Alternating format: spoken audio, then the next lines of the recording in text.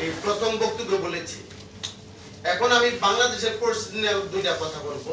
সে কথা হচ্ছে যে প্রথম বউ ছেড়ে দিছে চাল পরিষ্কার করতে গিয়ে চাল খেয়ে ফেলে, মানে চালের মধ্যে ধান থাকে না, এই ধান পরিষ্কার করতে গিয়ে চাল খেয়ে ফেলে, বউ ছেড়ে দিছে। দ্বিতীয় বউ বিয়ে করছে, সে চাল কেন ধান সহ খেয়ে ফেলে।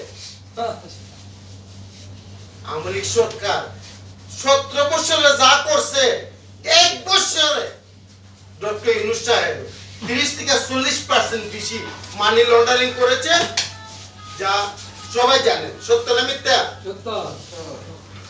আমি দেখেছি বিএনপি এবং সব দলীয় আমলিক সহ সবার রাজনীতি দেখেছি, শাসনামল দেখেছি, কিন্তু মেয়েকে বাবার সামনে দর্শন এটা দেখি নাই। আপনি নিজে চিন্তা করেন, আপনি মেয়েকে দর্শন করতেছে, আপনাকে বেঁধে কেমন লাগবে? আপনার স্ত্রীকে দর্শন করতেছে আপনার সামনে, কেমন লাগবে? আল্লাহর গজব আসবে, এখানে 1% সন্দেহ নাই। ঠিক ঠিক। আল্লাহর গজব আসবে, 1% সন্দেহ নাই। ডক্টর ইউনূস সাহেব প্রশাসনকে না, যে কেউ ব্যক্তি এরকম করবে তার উপর আল্লাহর গজব আসবে।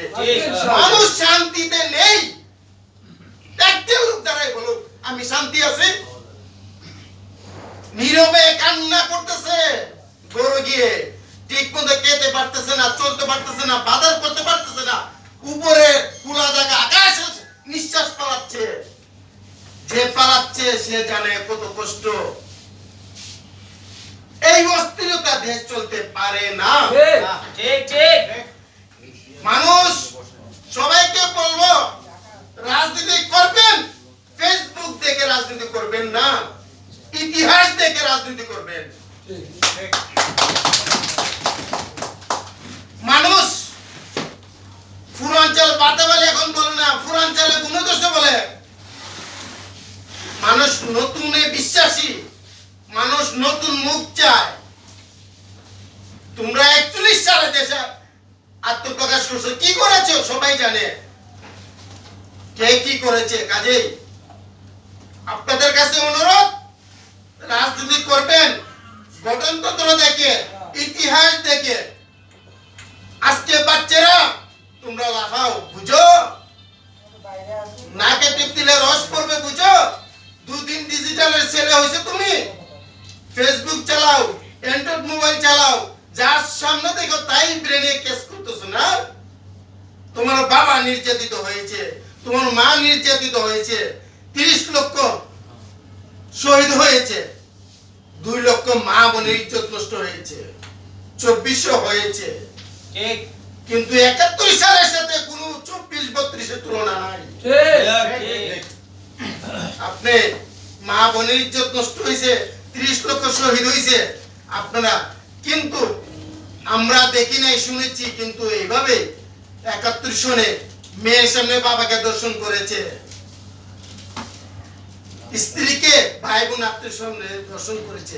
এগুলাই কি এখন দেখতেছি? আমরা এগুলা চাই না। আমরা সবাই এখানে যারা রাজনৈতিক নেতা আছেন সবার কাছে আমার অনুরোধ, আমরা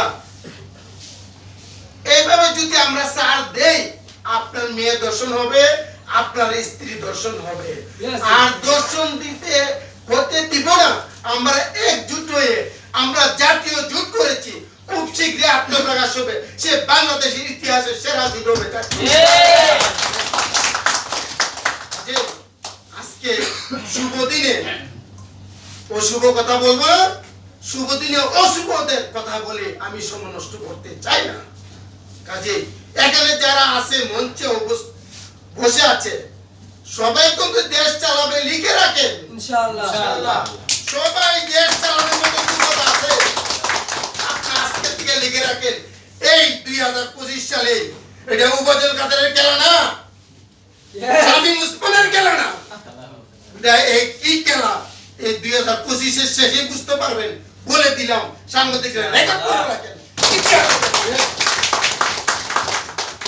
যাই হোক, আমাকে দিছে আসলে সভাপতি মানে সবার শেষে 2 মিনিট কথা বলা বলে বেশি।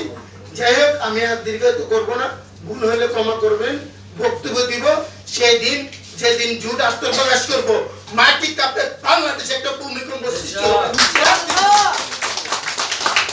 এখন আমি আর দীর্ঘদিন আগের বক্তব্য এখানে শেষ করব এবং এখন মোনাজাতের মাধ্যমে শেষ হবে মোনাজাত করবেন উপস্থিতদের নাম বলবেন মোনাজাত শেষে আমরা কেক কাটবো কেক কেটে আমরা প্রোগ্রাম সমাপ্ত করব যারা আছেন কেউ যাবেন না জনপ্রিয় বাড়ির পক্ষ থেকে রিজিকে যা আছে কেক তো আছে পাশাপাশি হালকা কিছু ব্যবস্থা করা হয়েছে রিজিকে যা আছে ভালো মন্দ সবাই একসাথে খাবো এই বলে আমার বক্তব্য শেষ করলাম আসসালামু আলাইকুম